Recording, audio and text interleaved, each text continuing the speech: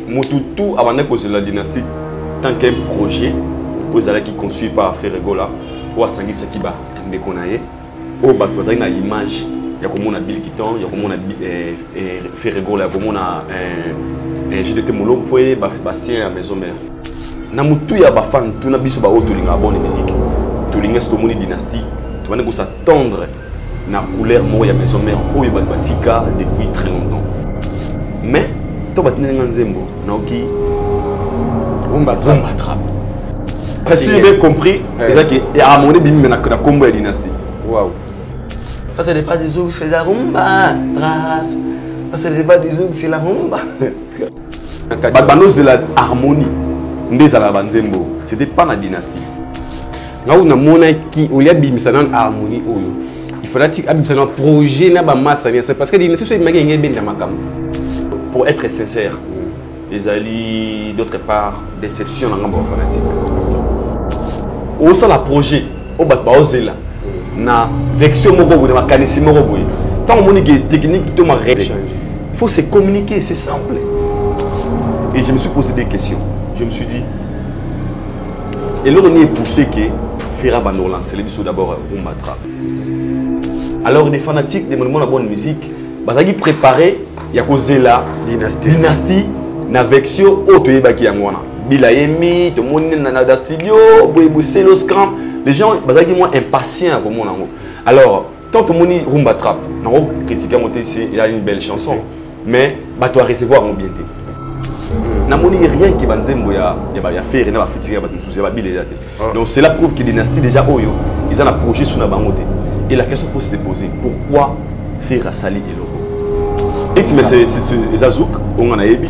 Mais le roi Bamba musique le Gabi soit bizarre rumba trap, on accepte. Mais on avait besoin de rumba. Il bat fort là ça, va faire comprendre faire que Ferrego là, Azaka rival, il a fallu direct. Là tous on le connaît. Aujourd'hui les gens disent qu'il héritier t'a remplacé, il paraît. Ferré a une très belle voix. Et Nassir certains n'a pas dit Baptiste Rotikali, il va nous surprendre. Nasko non n'a pas de filancé. Mais moi je le dis par expérience. Déjà dans le baquet, vu le succès qu'il fallait à Zanamo Lelo, qu'on lançait Fikil, je suis sûr et certain martyr pardon en salle. Vous l'avez vu? Naï non c'est après fallait ou t'as pas assigné martyr, faut pas se passer martyr. Et la prédication on a j'avais des larmes aux yeux, je me suis dit so babiso de la mugana tongo dimanche que sambila nzambe, tout le monde a battu le roi bassé, le roi la bamba nzambe, tout on a reté termes voilà. Alors qu'ils ont des choses terribles, des choses graves, au bagarda comme des secrets, peut-être trop qu'il ne soit l'église. Comment la compétition à gospel, il devait à la fin interpréter une zémbe à passer à Moïse Mbiété. Donc j'ai vite compris que. Oh si.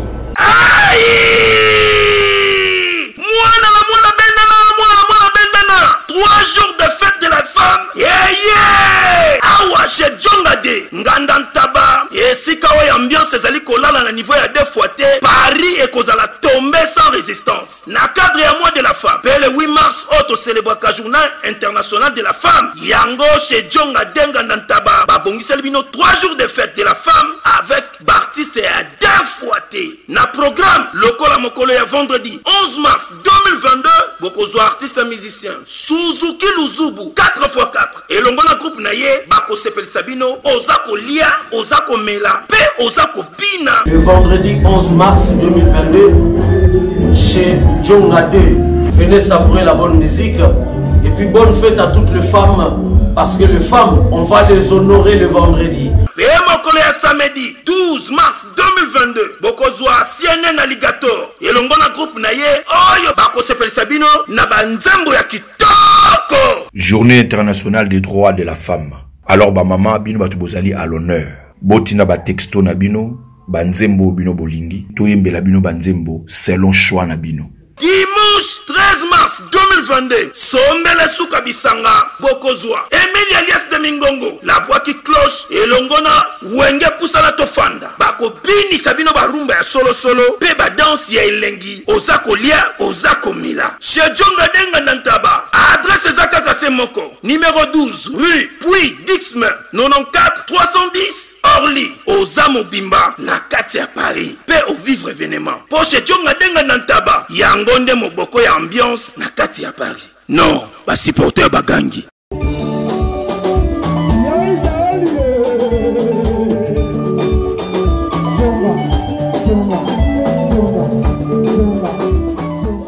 ONG Avenir pour tous APT en sigle. Nous vous présentons le service de nos boutiques online. Nous avons une boutique aide alimentaire et une autre boutique Easy Cash Turquie prix de gros. Dans notre boutique Easy Cash Turquie prix de gros, nous vous donnons la possibilité de faire vos commandes en ligne. Nous fonctionnons avec beaucoup de boutiques qui vendent des habits en Turquie au prix de gros. C'est pour vous faciliter de faire vos commandes au niveau de Turquie au prix de gros. Ça ne sert à rien de prendre le visa pour aller acheter les habits en Turquie. Vous pouvez donc commander à partir de notre boutique Easy Cash partout où vous y serez et ce sera le même prix et dans peu de temps vous recevrez votre commande. Pour faire vos commandes, allez-y sur notre site web. Tapez www.easycashinternational.com. Vous trouverez les catalogues de nos articles comme habits, chaussures, etc. Et tout ce dont vous avez besoin. Ensuite, vous pouvez nous contacter à partir de nos coordonnées. Pour la boutique aide alimentaire, vous pouvez acheter des aliments pour vos familles à Kinshasa. Et l'ONG Avenir pour tous effectuera la livraison à domicile, sans condition et en toute sécurité, partout dans la ville de Kinshasa. Pour passer la commande de provisions pour vos familles, tapez www.avenirpourtouscongo.com. Vous trouverez toutes sortes d'aliments qu'on vend à Kinshasa, comme poulet, riz, farine de maïs, huile, etc. Faites votre choix d'aliments, ensuite passez au paiement. Utilisez votre carte de début ou Mastercard ou encore PayPal. Au moment de paiement, mettez l'adresse du bénéficiaire du colis à Kinshasa ou en Angola. Vous allez recevoir une notification de votre commande par votre courriel électronique. L'Avenir pour tous effectuera la livraison au dit endroit. Vous pouvez aussi envoyer de l'argent pour vos familles, vos proches, ainsi que les orphelins, en Angola ou en RDC. Pour tous vos transferts d'argent ainsi que les donations, veuillez visiter notre site web. Tapez www.avenirpourtouscongo.org. Vous trouverez une note technique qui vous permettra de créer un compte pour faire vos transferts d'argent ainsi que les donations. Et bien voilà, Turquie nakati ya Kinshasa, solution ya Congolais et Mounani. Nakati ya Avenir pour tous. Ou la Easy Cash. Naibisibino, même prix des gros ya Turquie et ça les awa. Pas besoin de billets, non plus de visa. Bana Guine, Bana Dar es Salaam, Bana Poto, Bana Mokil Mobimba, Site FM Moko, Afrique Info avec Frank Stemai, Yandankala, Twende. X-Bass Marandura Frank Stemai. Mesdames et messieurs, fidèles amis internautes, bonsoir. Bienvenue dans votre émission, dans votre chaîne YouTube Africa Info. Merci. Et nous avons tout confiance à travers le monde. Merci. Et nous avons toujours un bon début de la week-end. Sikawa Pibozali, Sikawa Bozoli, la chaîne Africa Info. On est toujours ensemble en train de travailler. Merci aussi à la grande équipe technique d'Africa Info, Chaton Kolo, mais vraiment pourquoi pas à Frank Stemai. Aujourd'hui, on va parler. Aujourd'hui, c'est une mission analyse. On va faire l'analyse et Marabozo les canaux internet parce que tout le bas qui est YouTube et Zaka Existé. En fait, vous avez causé là. Tebi pour un projet à dynastie où fait rigole Jésus de Nian, ça c'est ça qui va frère na wenge musique à maison mère ou déjà tu vas qui fait bois générique ou qui est animé par ce scrap public et tout mais subitement tout le monde fait rigole à bois qui rumba trap bon tu sais pas pourquoi à l'objet ils a rumba zouk te mais na rythme na ngo ndemo zouk zo kota on dirait pe pyroman ils ont 4 mais il y a ben ngo ils a rumba trap on va parler de ça et puis on va parler aussi et affaire Madjabou ou passer Moïse Mbie, mais un peu pour se défouler, toujours en français. Donc, on va parler. Je ne suis pas seul, je suis avec Alida Bokwala, les journalistes internationaux. On va parler avec lui. Merci à tous. Merci à Bruno qui dit des brunch. Merci pour notre cadeau. Mais vraiment, pour si tu es d'accord avec moi, je peux recevoir mon invité à qui je dis bonjour Alida. Patrick Ngambé. Bonjour, papa. Très bien par la gaz dédiée. Bonjour à l'équipe technique de l'émission Mobile Baba Soldat, à Cassie Afrique Info. Et on s'est rendu salutations aussi spéciales comme ça à mon frère Frank Stemay, à ma palin, Wanandeko. C'est plus qu'un frère, je peux dire.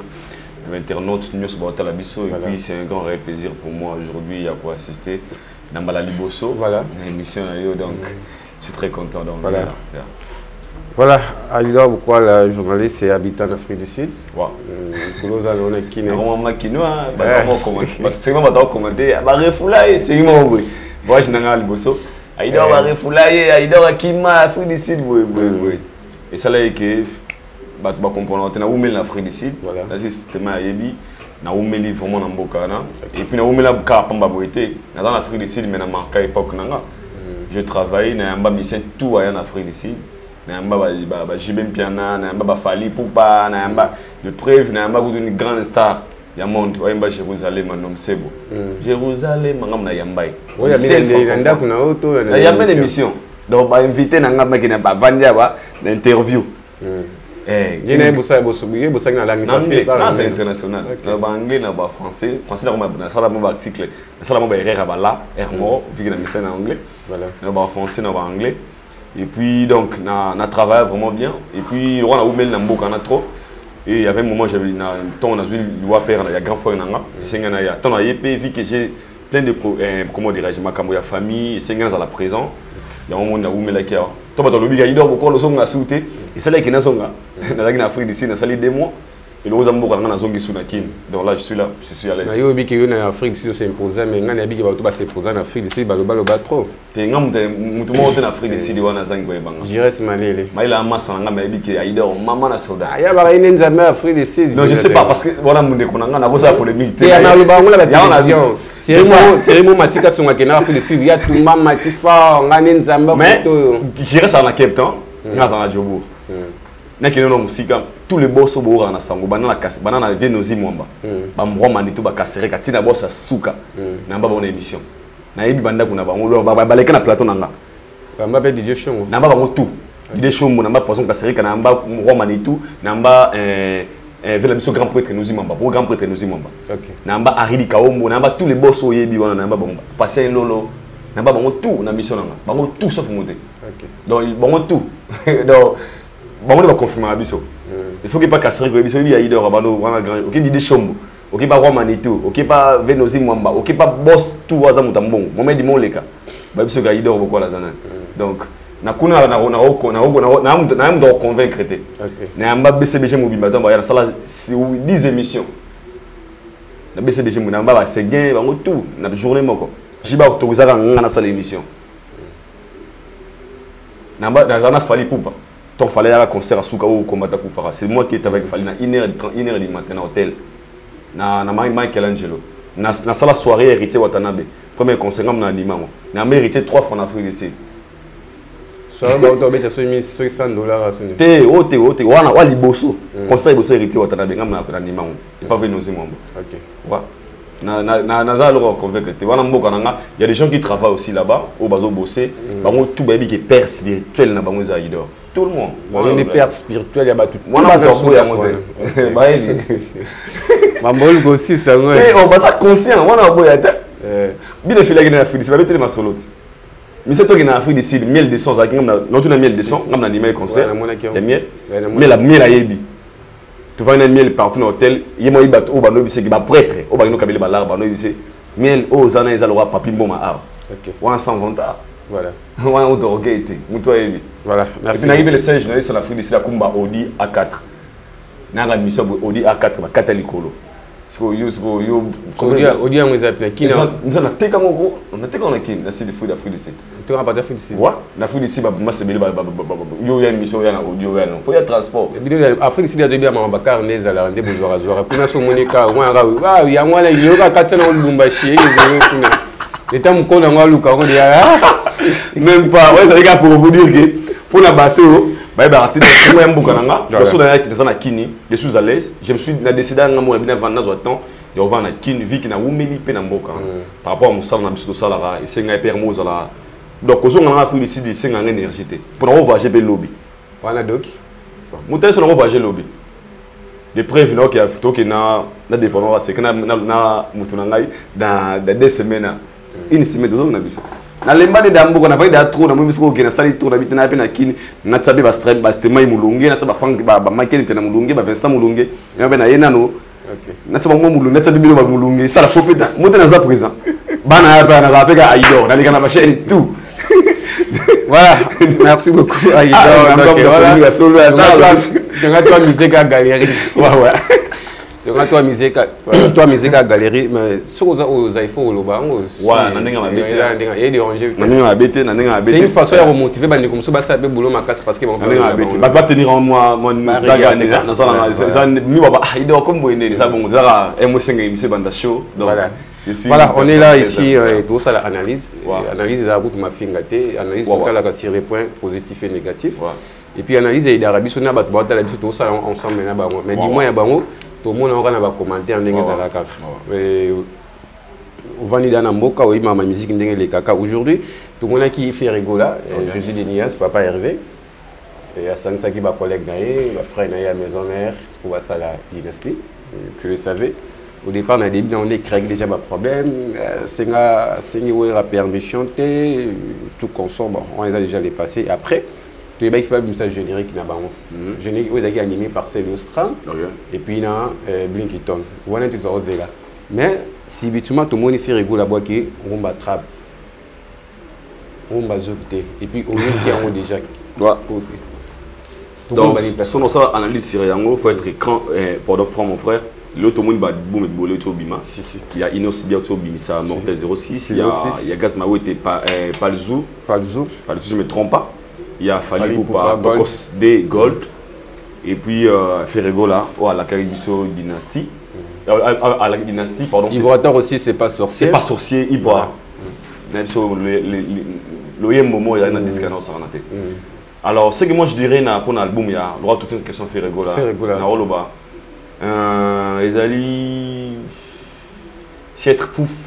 Pour être sincère, les alliés d'autre part déception dans les fanatiques. Faut être sincère. Parce que Moutoutou avant de la dynastie, tant qu'un projet, aux alliés qui conçus par Ferregola, ou à Sangui Sekiba, Ndekonaye, au Batouazan a image, il y a comme on a Bill Kiton, il y a comme on a Ferregola, il y a comme on a un jeu de Témoulon pour Bastien à Maison Mère. C'est notre projet à Ferregola. Alors, Namoutou ya ba fan, tout na biso ba auto linga bonne musique, tout linga stomoni dynastique, tu vas s'attendre na couleur mo ya Maison Mère o ya batika depuis très longtemps. Il y a tout découvert on a sorti mais to batinga nzembo noki rumba trap. Alors que c'est que moi je sache, j'avais reçu très si proche Mkoloto les gars. Alors on a eu rumba trap dans la Katia Harmonie. OK, Harmonie c'est album World où il y a Ferrego là va préparer c'est un projet à long terme. Oui, il y a Yemoko. Alors Dynastie il y a un projet na ba ninga na ye o ba retrouver encore Elengia Maison Mère ou Atikaka. Et je me suis posé des questions. Je me suis dit et là on y est poussé que Ferra va nous lancer les d'abord rumba trap. Question mark. C'est pas par rapport il y a nenga moni ba sortir ba album ba ndeko bimisi ba gaz ma wote ba fali ba nini ya moni ke so rumbeye peut-être et que je sikate ya moi décidé à ce projet à Harmonie à tango na kati ya dynastie si c'est là c'est ce que je pense pour moi je pensais que c'était une façon d'informer ses fanatiques. Pourquoi j'ai dit ça père nous vandi bo so lamba dama so vandi bo yo binanga Aïdor nde o ina plateau lelo to lia kwanga na dendo directement na esprit nanga na ozela kwanga na dendo soka château ko servir biso nguba na lipa ata et servir nga na olia na tonda mais na oui maïma na mutema nanga tu sais pourquoi parce que déjà esprit na préparé olia kwanga na dendo ezara bongo alors des fanatiques des monuments de bonne musique bazaki préparé ya kozela dynastie na vexio auto yebaki yangwana bila yemi to moni na studio boy c'est le scrum les gens bazaki moi impatients comme on ango alors tant que moni rumba trap na critiquer monter c'est il a une belle chanson mais bah toi recevoir mon bien. Pour moi, je me suis. Pourquoi pas recevoir un parce que les gens non, dessus. C'est pas parce que je suis déçu. Déçu parce que c'est la dynastie. Je m'attendais à la dynastie. Voilà. Tant qu'on a le bagage, eh, faire Oyemba, Jideta Oyemba, Babindemba Oyemba, Bilo Aboaka, Silo Aboaka. Et esprit dans Kawana. Alors, quand je me suis posé encore des questions. Quand on a tali na track, na liste ya Banzembo, na moni rien qui Banzembo ya faire na ba fitiga ba tumusuzi ba bile. Donc cela prouve que dynastie déjà oyo, ils ont un projet sur na bangote. Et la question faut se poser, pourquoi faire à Sali et Loco? Est-ce que le staff technique n'est pas kanisa qui bien pas ça là yango? C'est ce qu'on appelle professionnalisme. Tant le bango doit tenir en rigueur, mais traite de tous les noms parce que nous avons la véridique. Tant comme on est des professionnels. Na bajara biloko oyo ni l'accès à mon amateur. Pourquoi? Au sein la projet au bat ba ozela na vexio moko boye na kanisi moko boye. Tant on dit technique tout ma il faut se communiquer, c'est simple. On a des pages Facebook, faire des pages Instagram. Faut rien que se communiquer. Non, c'est pour ça boye la. Ça va fanatique surprise. C'est pour ça boye la rater. C'est pour ça boye la rater. Ça n'a jamais existé dans la musique. Je ne sais pas si ça existe, mais ça n'a jamais existé. Pourquoi? Il y a des bandeli des bandeli. Batu bazo zela, balia ngulu. Tant au servi bango mbisi, ata ezambisi lambi bien. Directement muta olia ngulu, olia mbisi wana l'esprit mala musuté. Et puis avant balia ba tout le monde bagi ngulu. Bagi ngulu, c'est so weneni. Faut pas ça banso. Je vais demander parce que par rapport ya boende balamba ki babano ah, au moins il faut ya au banabiso gete. Au moins ngambe par rapport à tongo lia ngulu ngo simbité na moni tolia nanu mbisi. Mais ngulu wana petit momi nanga betela ngo lobi opposé avant na table parce que d'autres personnes baza balia après ngulu té faut dire la vérité. Il y a beaucoup de fans de Ferrego là s'attendaient de la rumba to ba ba oki oyo atana sengo ya nzembo belle voix maman ah mais ils ont rumba c'est bien rumba té babi ya bien rumba té yani mais oya rumba trap mais ils ont rumba zoukté non alors bien nzembo ils ont rumba zoukté mais ils ont rumba mais le rythme c'est azouk on en a yebi. Mais le roi Bamba musique le Gabi soit bien rumba trap, on accepte. Mais on avait besoin de rumba. On avait besoin de retrouver Bill Keaton, Ferrego là, Babindombe, c'est le Scrum projet parce que les noms des projets c'est dynastie. Et puis que nos musique fait Celo a parlé de la dynastie. Surtout qu'il a on a vu sur Bill Keaton. Alors c'est tout ma dynastie. Chacun des noms dans ma dynastie. Ça veut dire qu'il y a un projet et puis il y a des fans de Bill Keaton de la dynastie. Il y a des fans, il y a Fer, il y a Babine de la dynastie. Imaginez que c'est Bimbo, artiste d'autres part ils seront déçus. C'est ce que moi je dis que j'ai bien aimé la chanson, mais il n'y a pas ces alliés dans le monde qui et des gens inspirés bateau. Les gens s'attendent de la harmonie. C'était pas la dynastie. Sur la trappe, il y a Ferrego là. Il y a titre, il y a Banzembo, il y a masse exacté. Exacté. En fait, Abimisi harmonie, c'est quoi toi Abimisi Karumba ou quoi? Si j'ai bien compris, exact. Harmonie bim na combo dynastie. Waouh. Si j'ai bien compris. Si j'ai bien compris, je répète encore. Si j'ai bien compris, harmonie bim na combo dynastie. Parce que quand on pas, je sais pas commenter qui on a. Une stratégie, il y a une précision trop, mais ce qu'on a vu, c'est qu'il y a déjà. Parce que si c'était vraiment la dynastie, il y a Bangonan. Alors c'est moi générique, il y a Bilna, mais c'est pas Automoni, mais on n'a pas le choix, comme c'est la musique. Moi d'abord, j'aimais faire une très belle voix. On a une très belle voix et le rythme est marché. Et il y a le rythme d'à côté. Après, il y a l'image déjà là-bas. Est-ce que danser pyroman parce que attends on dit le si ça on sauter mais non va dire pyroman et comme il y a la baline il y a bon déjà et on n'a pas le choix toi censé à consommer en haut l'on a s'appelle Makasi qui a terrain trouvé na 4 albums faut pas porter na baswana pour na 4 albums tout le monde a fallu pour pas tout le monde Gaz Mawo était fait Regola tout le monde a fallu tout le monde a Inosbi on a bon 4 wana to comparer ba aussi qu'on a encore tout à l'heure, tout à l'heure, non, malé. Tu as dit la dynastie, ou il y a un projet. Faire réguler la master. Big dans la fanatique et puis la fanatique peut M sous aigle. Bah il peut na poser M sous ba yoka. Bill na selio ba sa alliance na ba tasoki et aussi ba to aussi baté.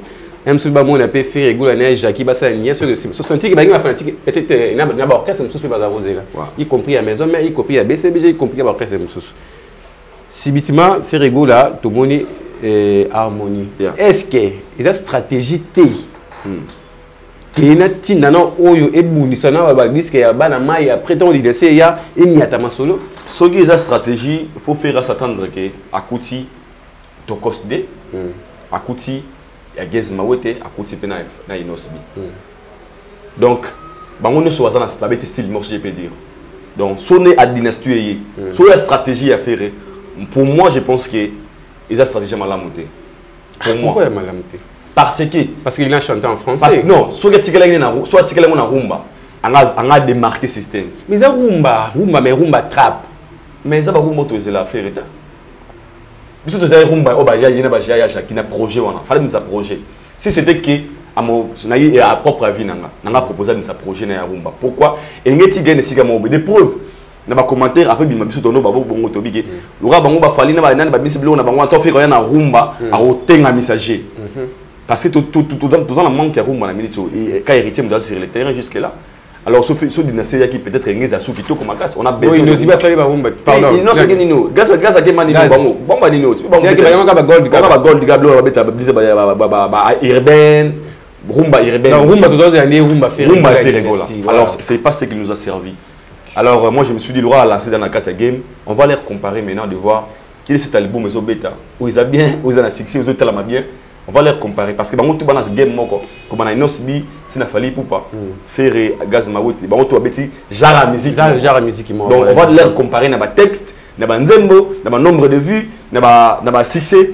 Faut tout comparer, bah on peut bah quoi dans la saison moko. Bon il était fait rigoler avant lika, bah lalika, bah tout bah massa bah ebisier.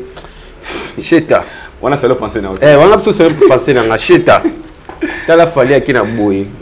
Il nous dit pas qui n'a boy. Gaz à qui n'a boy. Il peut qu'il n'a boy. Bon, on a des idées. On ne sait jamais. Et puis peut-être que vous avez sous que bah boy qui n'a oyo, bah qui bah potana, bah gold comme ça.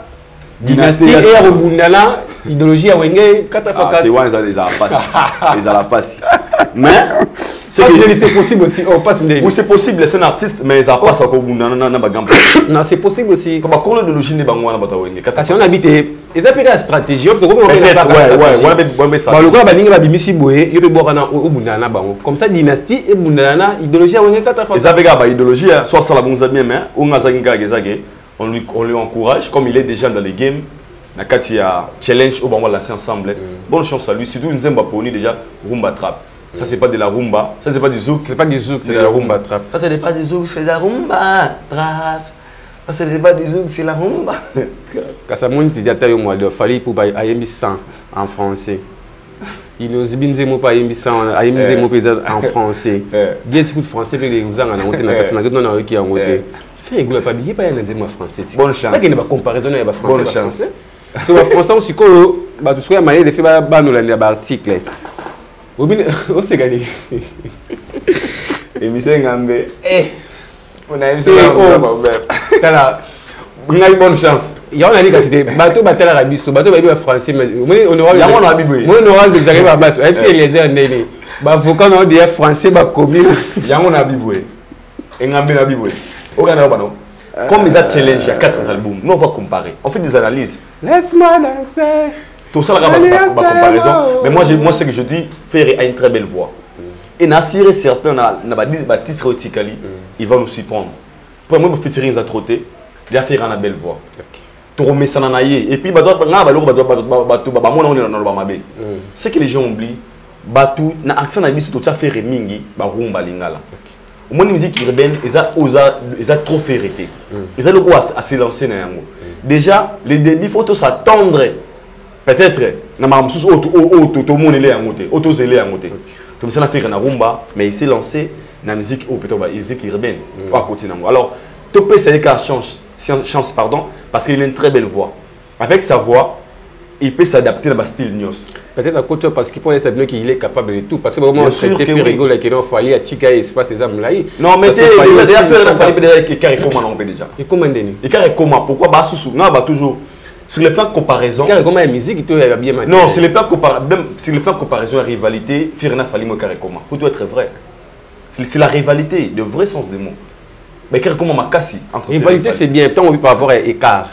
Et carré comment fallait comment supérieur faire Tika inférieur. Non, bah pour la supériorité. Non, bah écart. Pourquoi?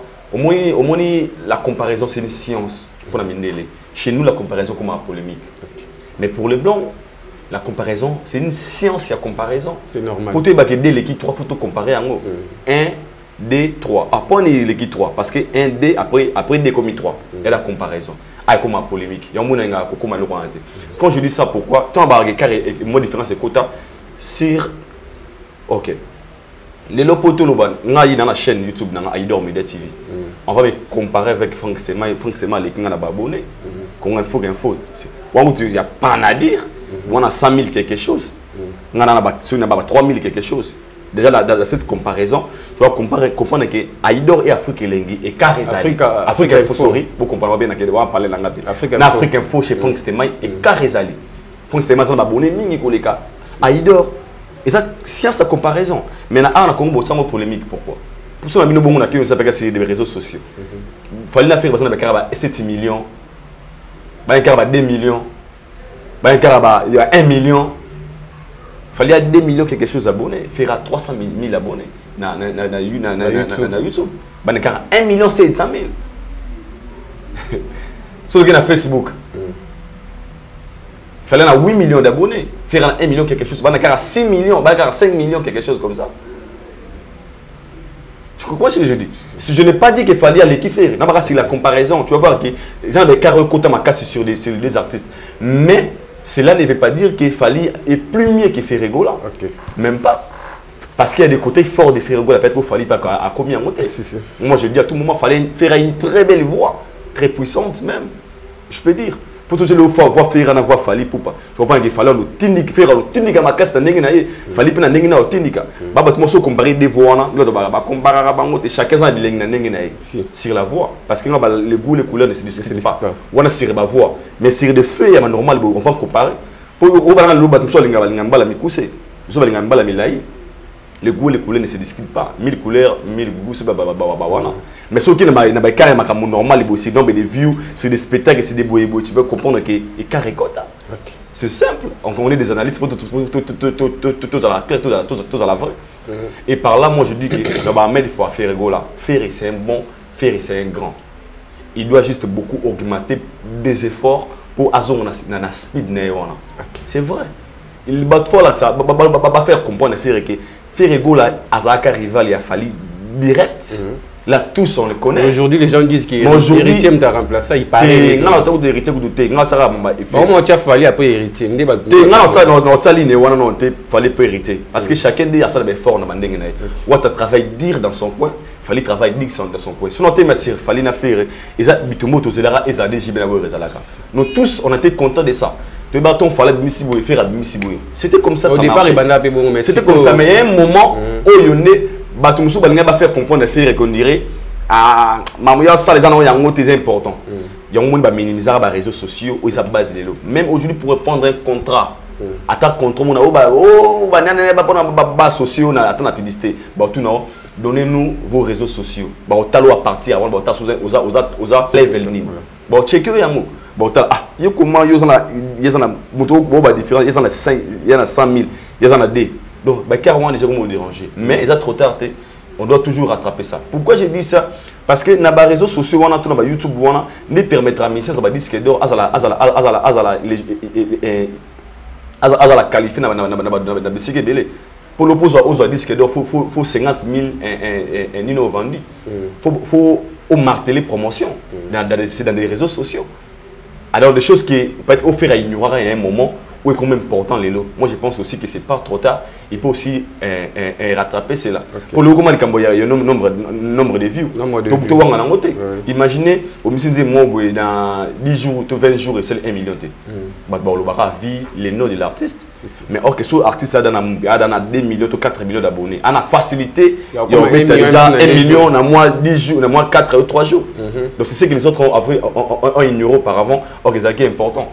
Et dans tout ça, moi je dirais que Ferrego a chance. Il y a qu'à rattraper. Vu que Nzembo et Bimi, il y a Rumba Trap et nous. Il y a un côté de la vidéo. On est on écoute pas dans YouTube. On est côté YouTube, côté dans la plateforme à télécharger. Apparemment, on n'a pas de télécharger. On va télécharger parce que Ferrego là, Azab Moko a belle voix d'Afrique. Voilà. Donc Azab Congolais Laura Bisso, il fait la fierté de la musique congolaise. C'est notre ambassadeur qui nous défend aussi. Nabambo Kalibanda, donc on est des cœurs avec lui et puis on lui encourage. Tozana Simatorope Dynastie, Toro s'abonner à la chaîne, Toro télécharger Banzembo pour ils a toujours honneur à Congo. Donc c'est ça.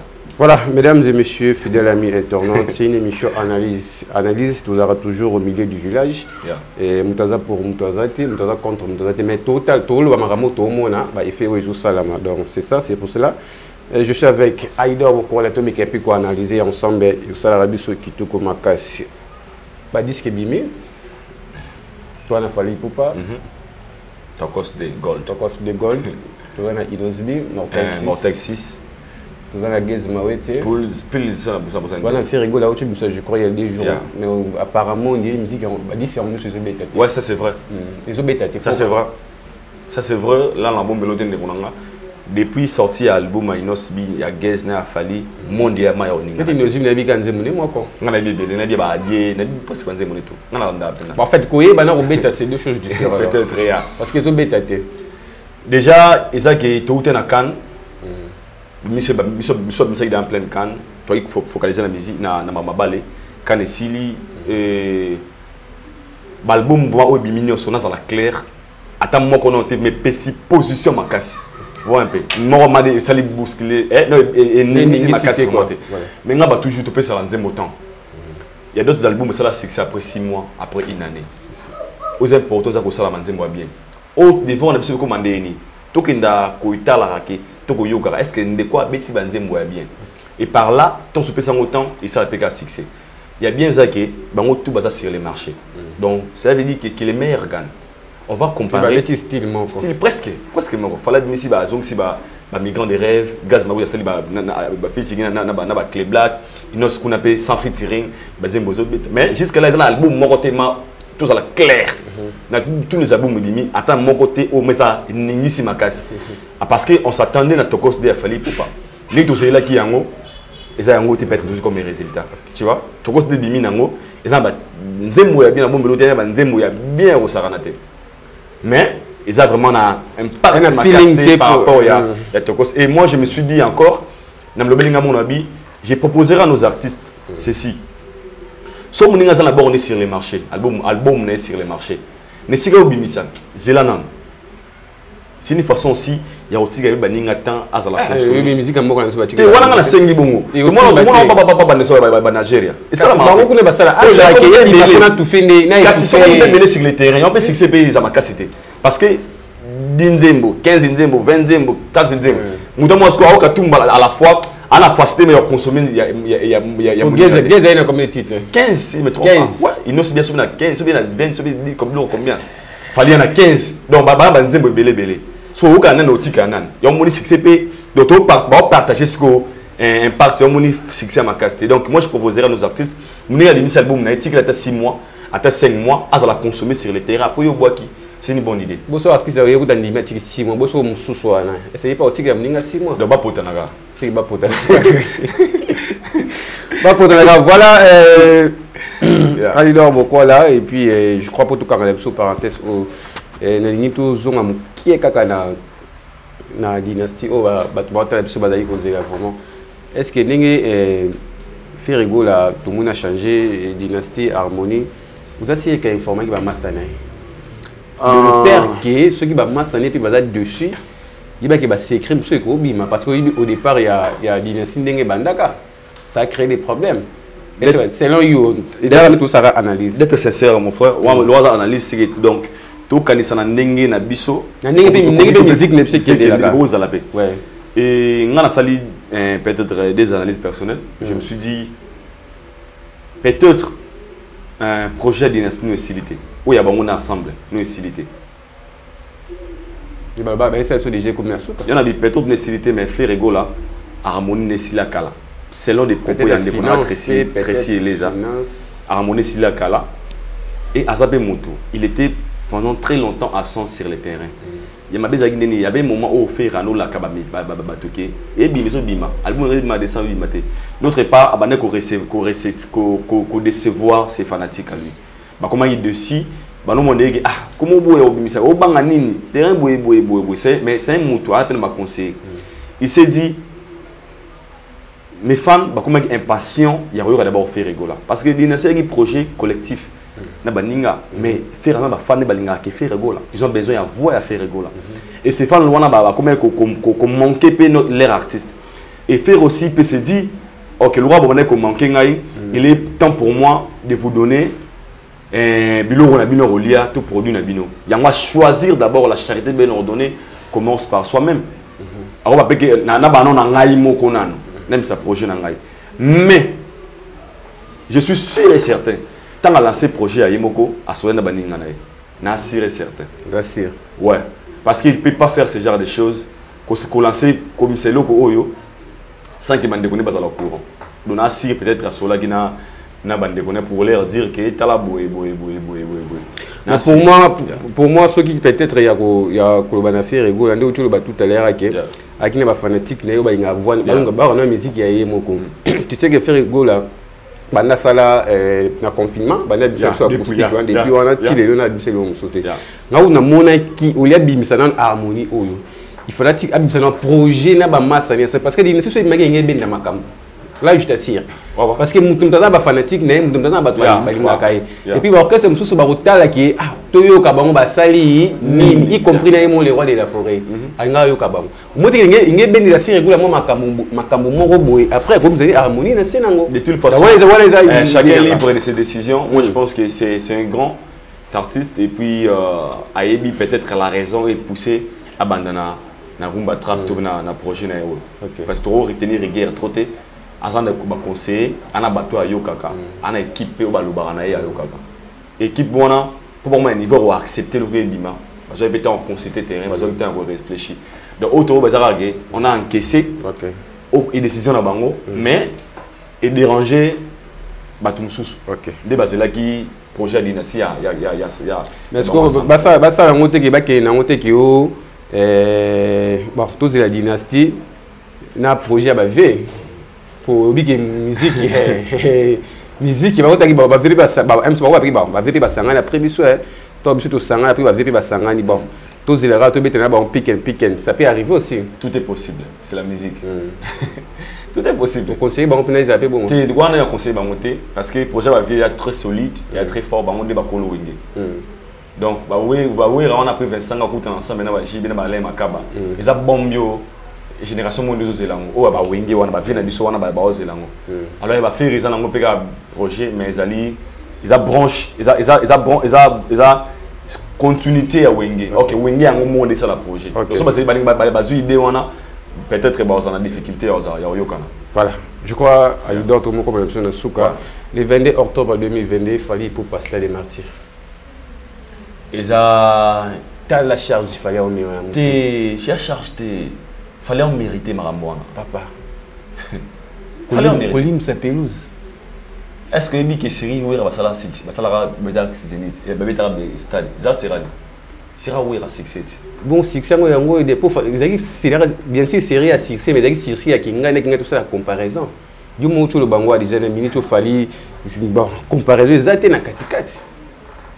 Fallait Kala il lui fallait même Fallait il n'a rien à prouver. Oui, Rabetara stade parce que vous avez un succès. J'ai Babetara stade parce que j'ai un succès. Les succès fallait les loter. Ils ont 600 000. Fallait lui donner un succès mingi les bandes un peu. Je te dis, tu as si ba Guinéen, ba Sénégalais, ba Olunga, ko ba martyr. Donc par là, ba JB ba tout ça parce que succès ne va pas awa makasi. Non, pour te parler Fali, tu n'as défendre Fali. Les analyses d'autres analystes. Les analyses. Parce que par là, tu veux me dire qu'il fallait qu'il y ait un succès. Comment c'est? Non, on habite qu'à un succès. Au moins une époque où JB beta martyr, on a quota conseil, âge na zara na ngwana. Na quota conseil ya hotelema. Weranson, na kota martyr ya hotelema. Kofi Olomide également, mais Lelo. Lelo bina qui conseil na stade martyr ya hotelema. Ah, je dis que non. Merci. Parce qu'on a se comparer pour ça, doit être combien? Non, qui nous plus loin. OK, dans ce que moi bien. Toi ce combien? Ce que moi bien. Série où rabeta. Autrement boue ba concert, série où rabeta concert. Ouais. Série wana Facebook page, Instagram, ils ont raté. Ouais. Mais yo qui n'a concert, on est pourquoi? Attends, on a été mais la publicité la télévision. On émission la télévision. Mais au salon qui n'a mettons on va pas nous bêta ba gagner leur photo ba gagner. Ma kasi. Ba gagner la vie par rapport à âge. Merci ce qu'on a comme na qui nous connaît au quoi qu'est-ce que nazali. Mais lelo ngana mwana ya sera nanga ana 16 ans. Abina ki concert, abisinga ma. Mais concert Fabregas na fikine. Nebisi amobuluté mais à l'époque il y a la caméra vient de nous concert à Fali. Il y en a eu. Tu conseilles à JB. Et pourquoi? Parce qu'il y avait cet âge-là, le monde est modernisé. De 13 à 20 ans, à 25 ans, YouTube, le téléphone, la page Facebook. Très bien informé.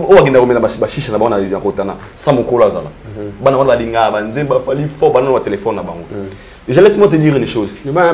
Concert VIP.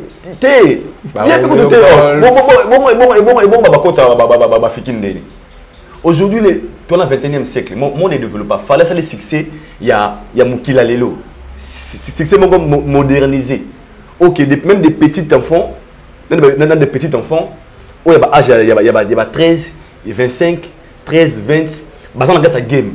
Aujourd'hui, ces enfants sont prêts. Il y a chaque club, il y a Dadjou. Mais Congolais,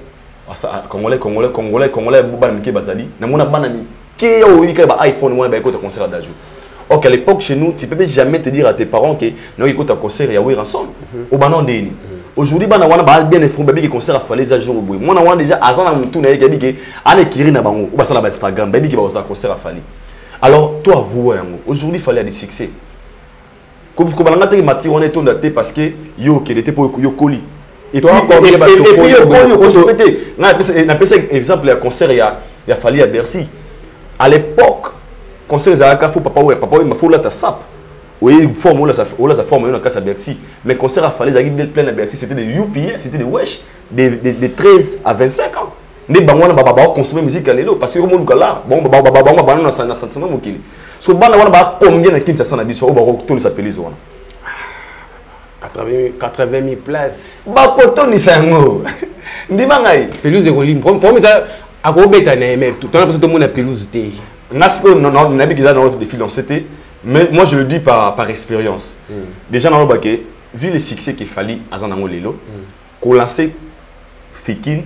Je suis sûr et certain martyr pardon en salle plein. Pelouse est libre. Toi pour moi pelouse est libre.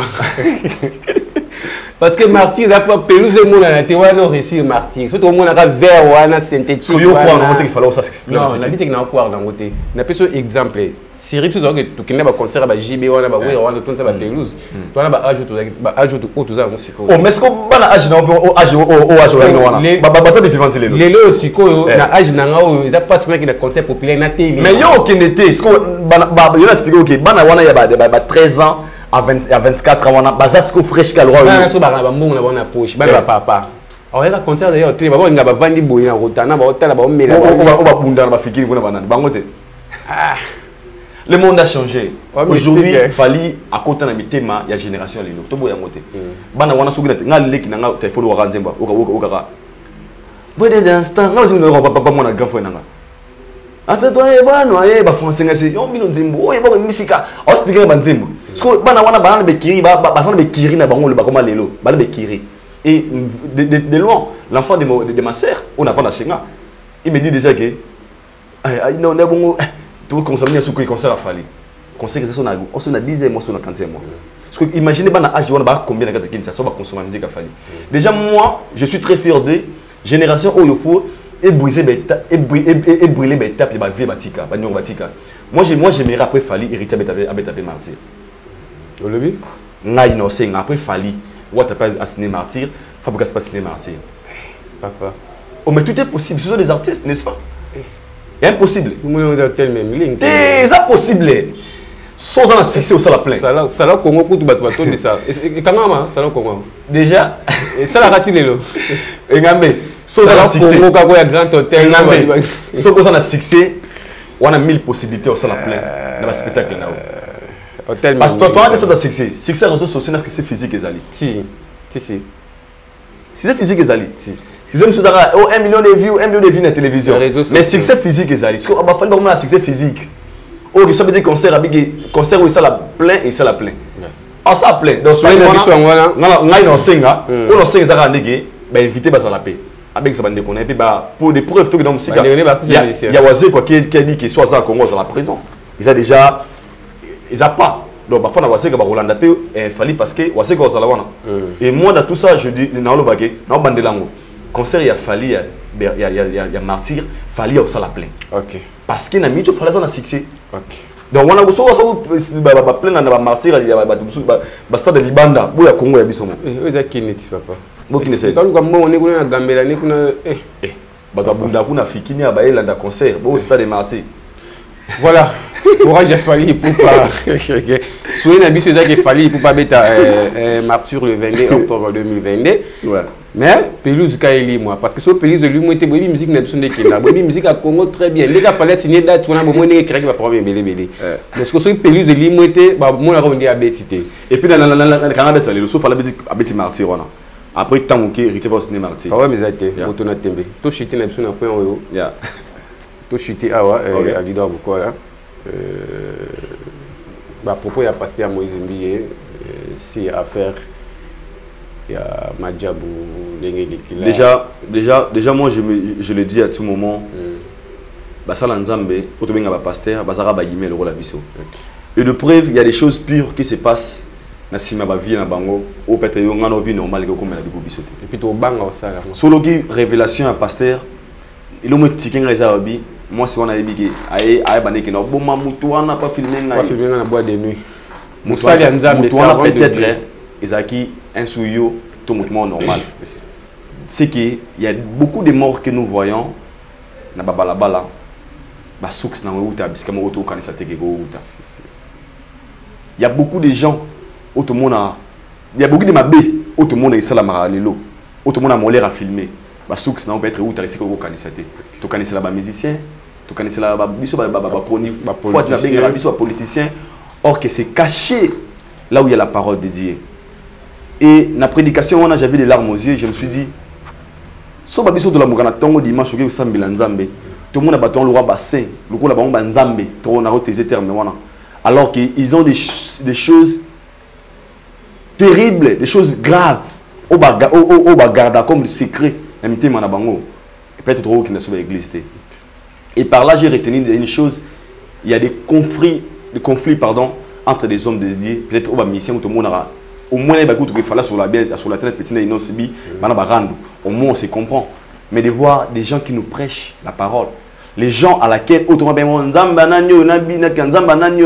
alors ils ont des choses ok nzamba linga pasteur Moïse Mbiya a courage dans le bango et puis ce qu'il a fait il y a des révélations au lobby il n'a pas tout parlé tu vois ça veut dire qu'il y a des choses qui sont plus pures ou peut-être à cause comme misangote na misabato. Posons-nous la question de Madjabou.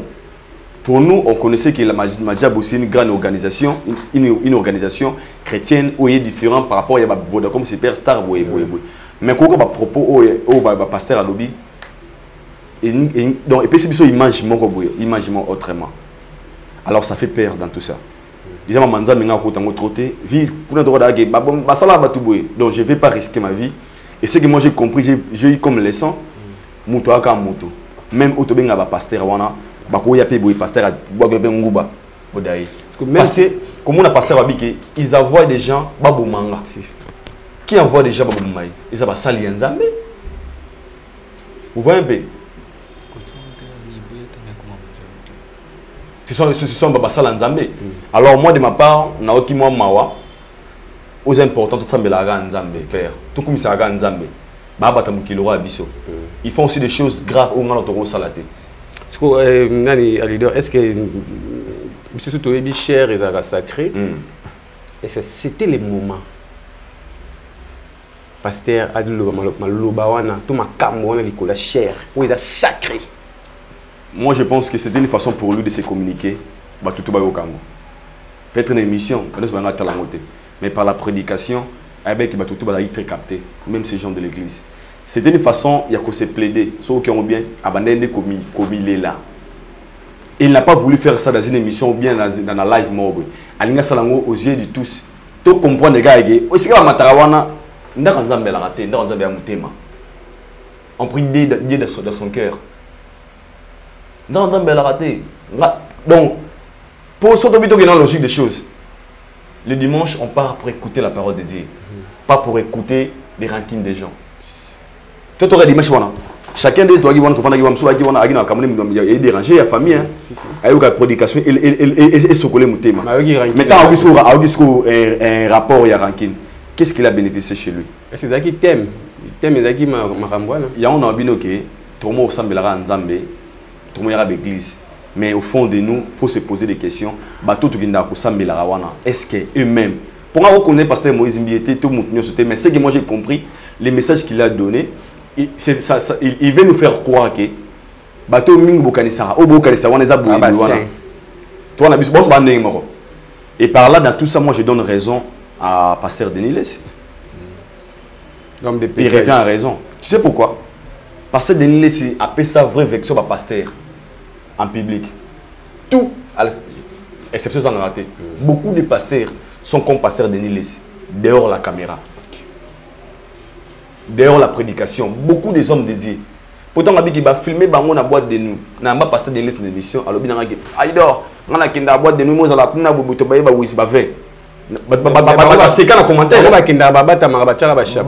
commentaire.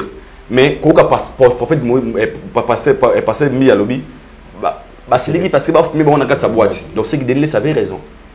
Au moins il est vrai envers lui-même. Donc par là, pour moi, je considère presque tous les hommes dédiés comme pasteur Denis Lessi.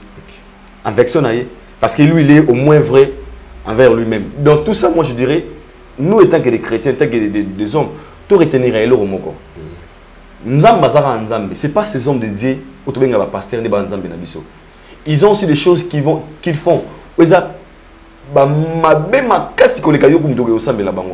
il ne faut pas leur donner la position dans notre vie comme et ce sont nos dires.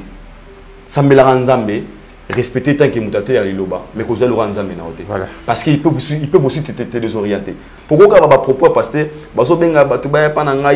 homme dédié, un pasteur ou un pasteur pose si c'était dans la politique, si c'était dans la politique, on peut comprendre. Mais dans l'église, quel est le message que vous nous enseignez? Dans tout ça, moi je reviens quand on a beaucoup.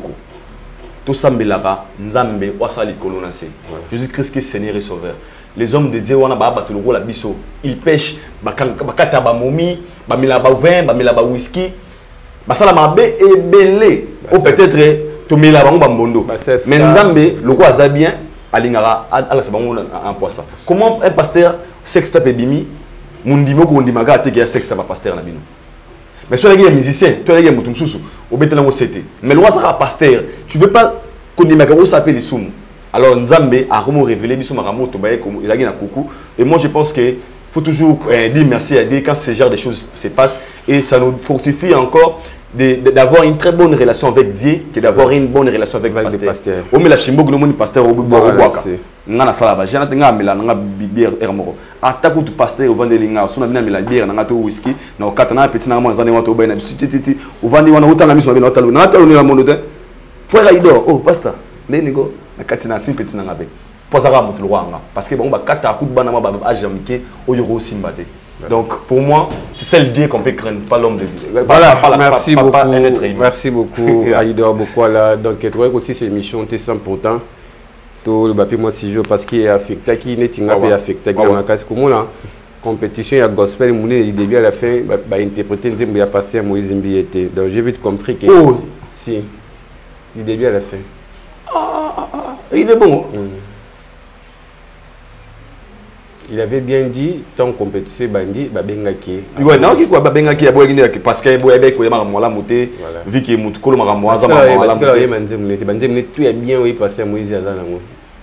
Et puis na bangi babikuna baniso bayege mabemi sala mawana babasalo mabeboy mutafina to banga nzambe.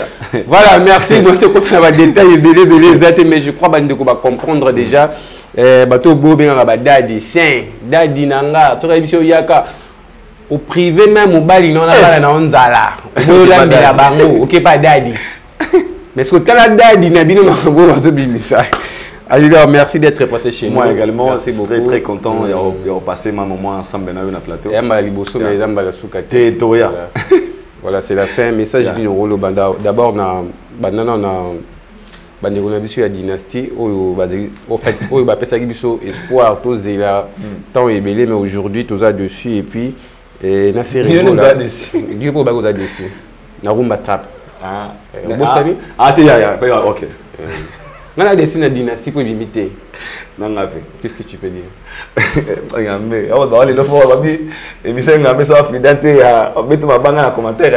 Déjà, nous sommes contents. Il y a fait rigola. Malgré tout cela qui est dynastie, il y a ensemble, il y a été.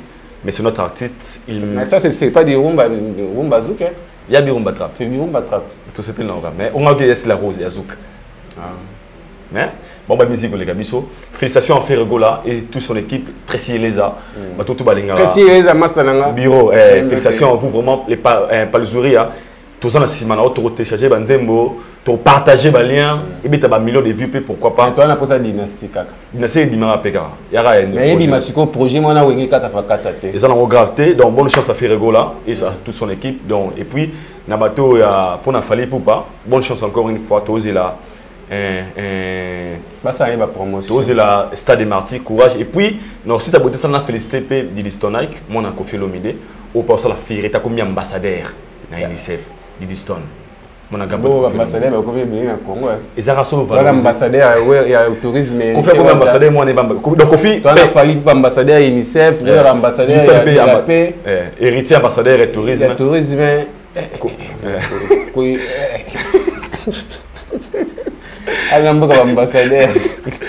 Donc c'est ça. Félicitations à Didiston, moi on a confié l'omidé. Félicitations encore une fois. Félicitations. Aussi la fierté Nabiso. Vraiment, tout le monde a une star, tout le monde. Autobangara. Au bout de notre complexe, on a Didiston.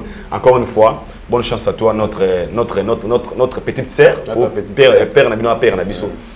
Bonne chance à toi et puis héritier Watanabe. Calamité dans la Luanda. Bonne chance aussi à lui. Bon séjour à Paris, à la Poto. Toujours et puis bateau tu vas laisser par rapport à propos dans l'émission n'anga beta cette mingi ba mo traiter nga oh aido wario mais aido boy ba wanga ba finga nga sona vérité pour na fali ba commentaire choko na za choko timso moni nga za pembe nga botama nga ma mechola de naissance oh bon au finga nga choko na sera na ebina afuta te donc na ma mechola ya robotama to ba vérité et moi des fois na mo boy banalise trop vie ba véridique nanga. Et analyse va boire. Et comment déranger? Nous on appelle Mso Mabé, na bombe loté na bon TVT, Mobik Saebi, les gens t'appellent pour te menacer. Yo aido yo boy. Ngala bara na lire na ndako mi sema roté. Je mange ni chez Fali, ni chez Kofi, ni chez Wera, ni chez Rité, ni chez JB. Donc na lo bara boy pourquoi le fait d'être vrai envers soi-même, esprit n'a rien à libérer. C'est une façon de aider ma mission. Pour la flatter mon tour. Quand il y a des comparaisons, il y a des nombres, il y a beaucoup de filles. Est-ce qu'on a cossi? On a cossi, c'est vrai. Donc, dans tout ça, je dirais, toi, tu es sur Regarde, tu es abonné à Aïdor Media TV, chaîne Nanga. Abonnez-vous massivement sur Aïdor Media TV, à dédicace Nanga na MI Abomona, na Chris bienvenue Mkongo à Talabiso, na Yannick Kini à Rombos, les millionnaires congolais. Ah, patient Ilolo Karambongo, pour la rater, bateau tout balinganga. Je vous aime aussi. Dadi Tembe Réel de Madrid, mon ami. Dadi Tembe, Chris bienvenue, Miguel Bochiduku. Donc, tout balinganga, je vous aime aussi. Donc, Junior aussi Fomobik ici, de tous les jours. Junior aussi Fomobik ici. Kalaming, tu as bon à Showbiz, na compte il y a Journée internationale de théâtre. Donc, merci à toi et puis à Fonk Stema. Merci beaucoup, Alidor, d'être passé chez nous. Merci d'écouter votre émission sur la fin de notre émission. C'est une émission analyse. Analyse, tout fin à rater, mais tout le monde a la vérité. C'est une façon que tu as aidé les musiciens parce que l'entourage des musiciens, il y a des musiciens qui chapeau boy. C'est que les gens ça va, ça va, au banc qui va au long boulot. Émission n'est pas des musiciens ne biso. Beau fin à rater, beau menace à rater. Dis-moi au béni au PC tout le monde passe au bagui i, mais il y a là. Là, il y a un bon site. C'est simple. Au lieu de Arabiso, donc merci à l'équipe technique Africa Info, merci à Merveille Nampouya, merci à Château Kolo, merci à Franck Costuma et merci à Batutu Bolingara, moi-même les Patrick et Ngambi, les Paul de la presse. On est ici, on est ici pour toujours travailler. Merci aussi à Bruno qui dit à des brinches, tu vois le bureau pour ça, tout Kayasika, marque Londres, toute marque, Grange, Vogue, Sport, contactez. Bruno qui dit des brinches à sommer le moutou en Angleterre au ticket long en Europe na moka aux Arabes Botswana. Contactez Bruno qui dit plus 44 74 49 20 71 13. Bien Bruno qui dit ma solo et collègue. Merci à tout le talibiso tout coutani bon prochainement pour Malasika. Malasima pardon d'ici là portez-vous bien. Bye bye. Moi 3 jours de fête de la femme. Awa chez Djongade Ngandantaba esika oyo ambiance ezali kolala na niveau ya deux fois te. Paris ekozala tomber sans résistance na cadre ya mois de la femme. Le 8 mars auto célébraka journée internationale de la femme. Yango chez Djongade Ngandantaba babongiseli bino 3 jours de fête de la femme avec artiste ya deux fois te. Na programme lokola mokolo ya vendredi 11 mars 2022 bokozwa artiste musicien Suzuki Luzubu 4x4 et longona groupe na ye bako sepel Sabino Ozako Lia Ozako Mela pe Ozako Bina. Le vendredi 11 mars 2022 chez Djongade, venez savourer la bonne musique et puis bonne fête à toutes les femmes parce que les femmes on va les honorer le vendredi. Et mokolo ya samedi 12 mars 2022 bokozwa CNN Alligator et longona groupe na ye oyo bako sepel Sabino na banzambo ya kitoko. Journée internationale des droits de la femme. Alors ba maman bino batu bozali à l'honneur. Botina ba texto na bino, banzembo bino bolingi, toyembela bino banzembo selon choix na bino. Dimanche 13 mars 2022, Sombele Souka Bisanga, Bokozwa, Emilie alias de Mingongo, la voix qui cloche, et Longona, Wenge Poussala Tofanda, Bako Bini Sabino Barumba ya solo solo, Peba danse ya Elengi, Ozako Lia, Ozako Mila. Chez Djonga Denga Nantaba, adresse Zaka Kasemoko, numéro 12, rue Puy Dixmer, 94 310. Orly, Ozamo Bimba, na kati ya Paris, pe au vivre événement. Poche Djonga Denga Nantaba, Yangonde Moboko ya ambiance, na kati ya Paris. Non, ba supporter bagangi.